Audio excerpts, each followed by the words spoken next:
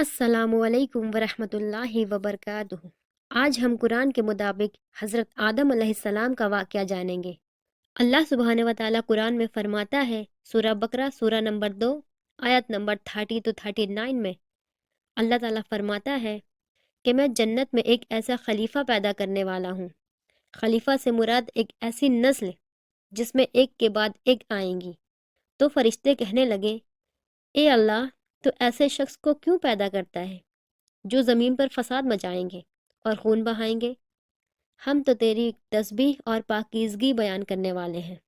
تو اللہ تعالیٰ نے فرمایا، جو میں جانتا ہوں وہ تم نہیں جانتے۔ پھر اللہ تعالیٰ نے حضرت آدم علیہ السلام کو پیدا کیا۔ جب اللہ نے آدم علیہ السلام کو پیدا کیا، اس کے بعد ان کو ساری چیزوں کے نام سکھا دی۔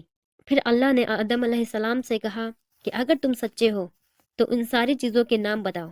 ساری چیزیں آدم علیہ السلام کے سامنے لائی گئی اور آدم علیہ السلام نے ان ساری چیزوں کے نام بتا دی۔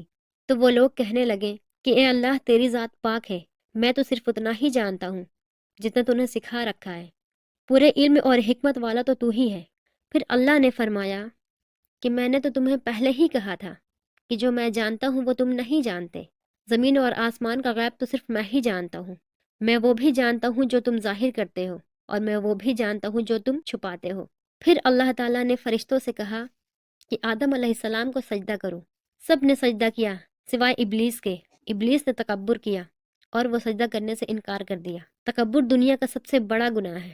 جس شخص کے دل میں ایک رائے کے برابر بھی تکبر ہو، وہ شخص کبھی جنت میں نہیں جائے گا۔ ابلیس نے سوچا کہ میں تو آگ سے بنا ہوں اور میں خاک یعنی مٹی سے بنے ہوئے پتلے کو سجدہ کیوں کروں؟ اس نے سجدہ کرنے سے انکار کر دیا اور کافروں میں سے ہو گیا۔ پھر جب آدم علیہ السلام کے جسم میں اللہ سبحانہ و تعالیٰ نے روح ڈالی، اوپر کی طرف یعنی سر کی طرف سے جان آنے لگی، تو سب سے پہلے آدم علیہ السلام نے چھینکا۔ تو اللہ تعالیٰ نے کہا، اے آدم، جب تمہیں چھینک آئے تو تم الحمدللہ کہنا۔ پھر آدم علیہ السلام نے الحمدللہ کہا تو اللہ تعالیٰ نے یا رحمک اللہ جواب دیا، اور اللہ تعالیٰ نے فرمایا کہ تم اپنے نسلوں کو بھی یہی سکھانا کہ جب بھی چھینک آئے تو اس کا جواب دے۔ پھر آدم علیہ السلام کی باڈی میں دھیرے دھیرے روح داخل ہونے لگی۔ جب روح پیٹ اور کمر کی طرف آنے لگا تو آدم علیہ السلام جنت کی نعمتوں کو دیکھ کر اٹھنے کی کوشش کرنے لگے، تو ابلیس وہیں کھڑا سب دیکھ رہا تھا۔ جب ابلیس نے دیکھا کہ آدم علیہ السلام کی باڈی میں پوری طرح جان نہیں آئی ہے، پھر بھی وہ کھڑے ہونے کی کوشش کر رہے ہیں، تو ابلیس سمجھ گیا کہ جب آدم علیہ السلام جلد باز ہے تو ان کی ساری نسلیں جلد باز ہوگی اور صحیح راہ سے بھٹکانے میں زیادہ وقت نہیں لگے گا۔ اور پھر ابلیس اسی وقت سے انسانوں کا دشمن ہو گیا۔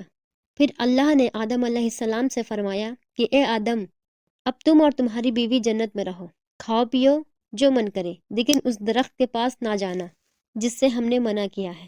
ابلیس نے اللہ سے کہا کہ اے اللہ، تو نے تو مجھے ملعون کیا، تو مجھ پہ لعنت کر ہی دی ہے، تو میں بھی تیرے سیدھے راستے پر ان کو گمراہ کروں گا۔ مجھے مہلت دے قیامت کے دن تک، پھر میں ان کو سب طرف سے آگے پیچھے دائیں بائیں سے ان کو گمراہ کروں گا، اور تو ان میں سے اکثر کو شکر گزار نہ پائے گا۔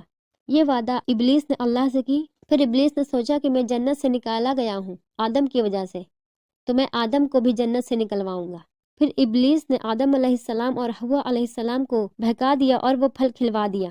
پھر اللہ نے آدم اور حوا کو جنت سے نکال دیا اور کہا کہ اب تمہارا ٹھکانہ زمین پر ہے، اور اب تم ابلیس کو اپنا دشمن سمجھو۔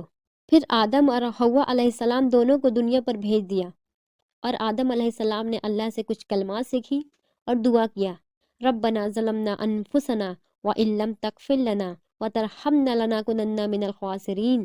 اس کا ترجمہ کچھ اس طرح ہے، اے ہمارے پروردگار، ہم نے اپنے جانوں پر ظلم کیا، اگر تو نے مجھے معاف نہ کیا تو میں خسرہ اٹھانے والوں میں سے ہو جاؤں گا۔